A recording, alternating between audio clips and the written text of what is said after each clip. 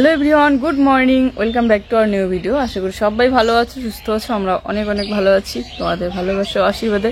তো এখন 10টা বাজে, সকাল 10টা। তো আমি সকালবেলাকার সমস্ত বাসি কাজকর্ম সেরে এই যে স্নান করে নিলাম। শুধু বিছানাটা তোলা বাকি আছে, কারণ বিছানাটা আমি সবার শেষেই তুলি।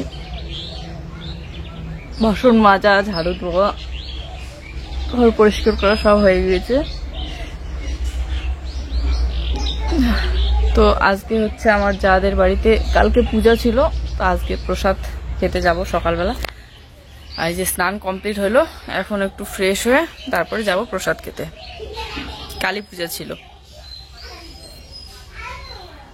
কালকে রাত্রিবেলা। একদম সময় নেই, 10টা বেজে গিয়েছে। তো জুই আর জুইয়ের পাপা আগে গিয়েছে, কারণ জুইকে ও স্কুলে নিয়ে যাবে। তো আমি এসেই আগে মায়ের মন্দিরে ঢুকে প্রণাম করে নিলাম। তারপরে এসে দেখি যে জুই আর জুইয়ের পাপা বসে পড়েছে প্রসাদ খেতে, কারণ দেরি হয়ে যাচ্ছে। ওকে বললাম যে রেডি করে দিই, একবারে নিয়ে গিয়ে খাওয়া দাওয়া করে তারপরে নিয়ে এসে স্কুলে যাও, কিন্তু ও বললো যে আগে খাওয়া দাওয়া করে আসি তারপরে রেডি করে দিও। তো এই দেখো নাতি, ওর নাম হচ্ছে আদর।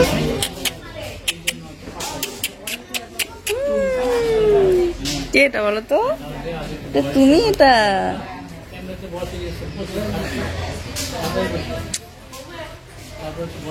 তো আজকের এই যে প্রসাদ খেতে বসে পড়লাম। খিচুড়ি, পায়েস, তারপরে ফল প্রসাদ, দই চিরা, আর তার সাথে ছিল ঘন্ট। রান্নাগুলো দারুণ হয়েছে। তো খাওয়া দাওয়া করে আমি তাড়াহুড়ো করে চলে আসলাম, জুইকে রেডি করিয়ে দিলাম স্কুলের জন্য।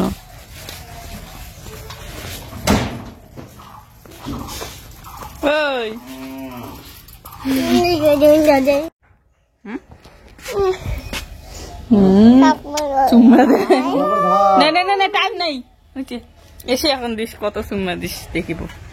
টাটা। বাঁকা হয়েছিস কেন?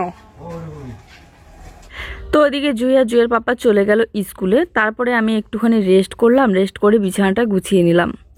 আর ওই সকাল সকাল ঘুম থেকে উঠেই সাথে সাথে বিছানাটা তোলা হয় না, কারণ জুই একটু দেরি করেই ওঠে। তো বিছানাটা গুছিয়ে রেখে ভাবলাম যে ভাতটা বসিয়ে দিই। তো এই যে জলটা বসিয়ে দিলাম, জল গরম হইতে হইতে এদিকে চালটা রেডি করে নিই। আর এই যে কালকে তোমাদের বলে একটা দিদিভাই কমেন্ট করে বলেছিল যে 2টো ইট উনুনের পাশে দিতে, তাহলে লাকড়িগুলো বের হবে না। তো সেই কথা মতো আমি 2টা ইট দিয়েছি এখানে। মাঝে মধ্যে কিছু কিছু কথা মাথায় থাকে না। আর আজকে দেখো কতটা সুবিধা হচ্ছে, লাকড়িগুলো কিন্তু বারবার বের হচ্ছে না।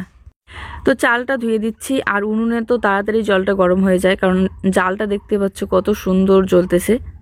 আর রান্না যেহেতু উনুনে করতেই হবে, তো আগে ভাগেই বসিয়ে দিলাম, কারণ উনুনে রান্না করতে আমার অনেকটা সময় লেগে যায়। একদিকে সুবিধাও হয়েছে বাইরে বসে বসে সুন্দর করে রান্না করা।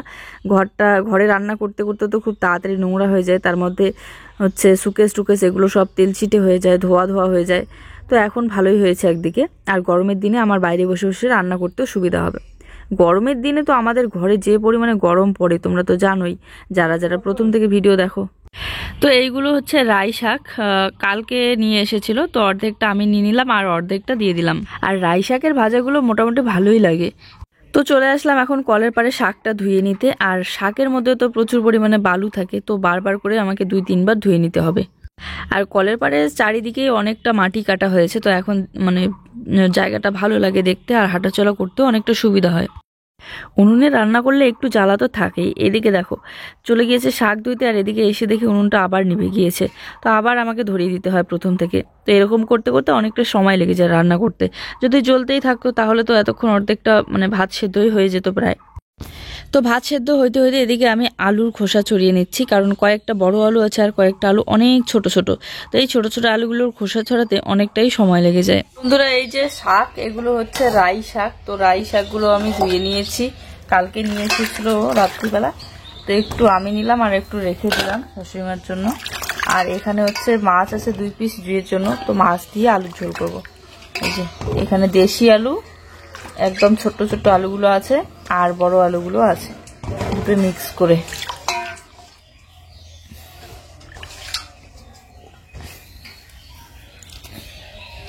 এদিকে ভাত হয়ে গিয়েছে। তো চলো, আমার ভাত রান্না হয়ে গিয়েছে। এখন ভাতের মাড়িটা ছেঁকে নিয়ে তারপরে শাকটা আগে ভাজা করবো, তারপরে মাছের ঝোলটা বানাবো। আর ওইদিকে রাস্তার পাশে একটা গাছের মধ্যে খুব কুল হয়েছে। তো কুলগুলো বিশাল মানে একটু বড় বড় সাইজের। আর কুলগুলো যে এত পরিমাণে মিষ্টি, কোনো টক নেই, পাকলে তো আরো চিনির মতো মিষ্টি। কালকে সন্ধ্যার দিকে খেয়েছিলাম, তো আজকে ওকে বললাম আবার নিয়ে আসতে। আমাদের বাড়ির সামনে রাস্তার পাশেই, একদম রাস্তাতেই ধরে নাও, রাস্তার সাইডে হয়েছে গাছটা, এতদিন চোখেই পড়েনি। তো চলো যাই হোক, ও কুল পাড়তে গিয়েছে আর আমি ভাতের মাঠটা ছেঁকে নিই। জুই গিয়েছে স্কুলে। তো এই দেখো বন্ধুরা, একটু আগে আমি তোমাদেরকে বললাম ও ফুল পাড়তে গিয়েছে। এইগুলো রাস্তার পাশের গাছের পরে, আরে কাঁচা, এগুলো কাঁচাতে মিষ্টি লাগে। আর এইগুলো হচ্ছে এই ক্ষেতের এখানকার কাছে। আর এইগুলো যে কি মিষ্টি, একদম চিনির মতো লাগে। কালকে খেয়েছিলাম আমি। এইগুলো গাছ পাকা না,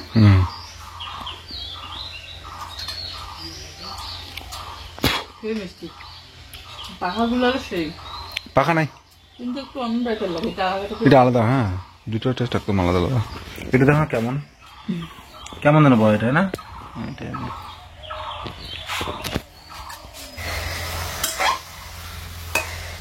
তো এই দেখো, এতদিন আমার মাথায় এই বুদ্ধিটা ছিল না, লাকড়িগুলো বের হয়ে যায় বারবার, ঢুকিয়ে রেখে দেবো।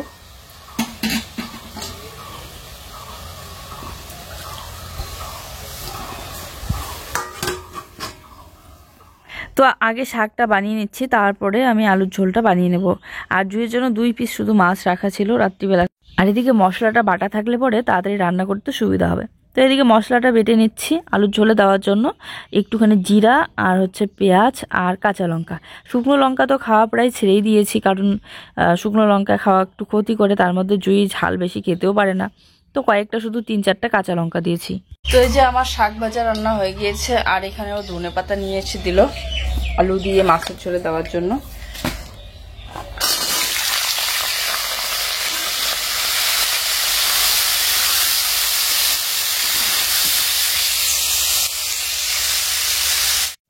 আলুগুলো একটু ছোট ছোট করেই কেটে দিয়েছি আজকে, আর বেশি যেহেতু মাছ নেই তাই ছোট ছোট করে এভাবে কেটে দিয়েছি। আর প্রথমে আলুগুলো একটু ভেজে নিয়ে সামান্য একটু লবণ হলুদ দিয়েছিলাম আলু ভাজার সময়, তারপরে বাটা মশলাটা দিয়ে দিলাম। আর বাটা মশলাটা সহ ভেজে নিয়ে তারপরে একটু জল দিয়ে আলুটা সেদ্ধ করে কষিয়ে নিলাম। কষিয়ে নেওয়ার পর ঝোলের জন্য জল দিয়ে দিয়েছি। আর ও নিয়ে এসে দিয়েছে একদম দেশি ধনেপাতা। তো ধনেপাতাগুলো কেটে ধুয়ে যে এখন দিয়ে দিচ্ছি। আর উনুনের রান্নায় দেখো এতটা পরিমাণে ধোয়া ওঠে, ভালোভাবে সবজিগুলো দেখাই যাচ্ছে না। তো একটু জাল দিয়ে মাছ 2 পিস দিয়ে তারপরে নামিয়ে নেব। এই যে আমার রান্না কমপ্লিট, আলু দিয়ে মাছের ঝোল। আজকে একটু ঝোলটা বেশি পরিমাণে করেছি, আর মাছ অনেক কম, 2 পিস।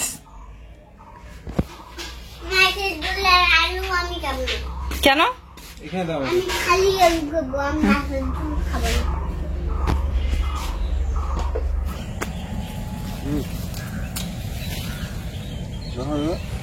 ভুট্টা গাছগুলো আমার সমান হয়ে যাচ্ছে, হ্যাঁ না?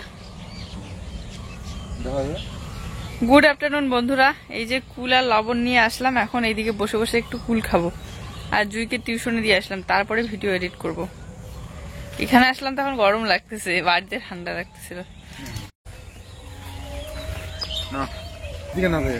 এই সময়টা মোটামুটি ফ্রি, কারণ খাওয়া দাওয়ার পরপরই বাসনপত্র মাজা ধোয়া জল নিয়ে রাখা সব কমপ্লিট হয়ে গিয়েছে আমার। তো এখন কোনো আর কাজ নেই, বিছানা টিছানা একটু ঝেড়ে ঝুড়ে রেখে চলে আসলাম বাড়ির পিছনের দিকে। এখানে বসে বসে কুল খাচ্ছে। আর কুলগুলো একটু আধ পাকা, মানে বেশি পাকাও না আবার বেশি কাঁচাও না, তো ভালো লাগে। আর কুল খেতে খেতে এখানে বসে গল্প করছিলাম। গল্প করতে করতে বেলাটা যে কোন দিকে শেষ হয়ে গেল বোঝাই গেল না। এই তো সূর্য ডুবতেছে, দেখো কি সুন্দর লাগতেছে, একদম ডিমের কুসুমের মতো। যতই রুটি খাই আর যাই খাই না কেন, রাত্রিবেলা কিন্তু ভাত আমার না খেলে শান্তি লাগে না। তো ভাত আছে দুপুরবেলাকার একটুখানি, তারপরেও দুজনের বাহানা যে রুটি খাবে, তাই আটা টেকে নিচ্ছি।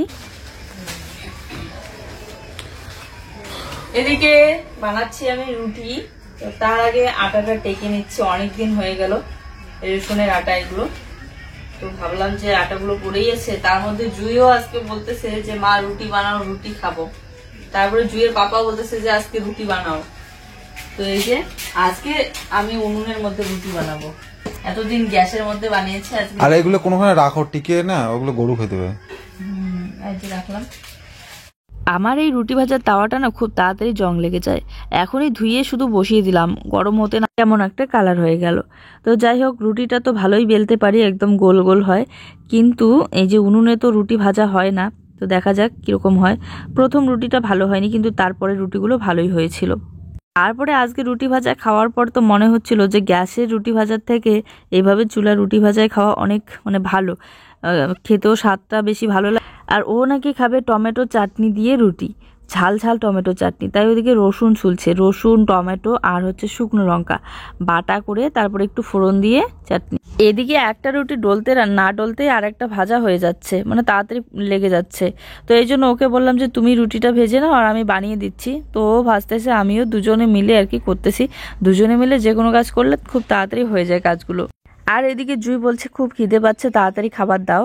তো ওকে দুধ রুটি খাওয়াই দিব। তো আগে রুটিগুলো ভাজা হয়ে গেলে পরে দুধটা জাল দিয়ে তারপরে ভিজিয়ে খাওয়াই দেবো। চলো আজকের ভিডিওটা এই পর্যন্তই। সবাই ভালো থেকো, সুস্থ থেকো। দেখা হচ্ছে নতুন ভিডিওর সাথে। ভিডিও ভালো লাগলে অবশ্যই একটা লাইক, কমেন্ট আর শেয়ার করে দিও। আর যারা যারা আমাদের চ্যানেলে নতুন, প্লিজ চ্যানেলটিকে সাবস্ক্রাইব করে দিও। Tata, good night.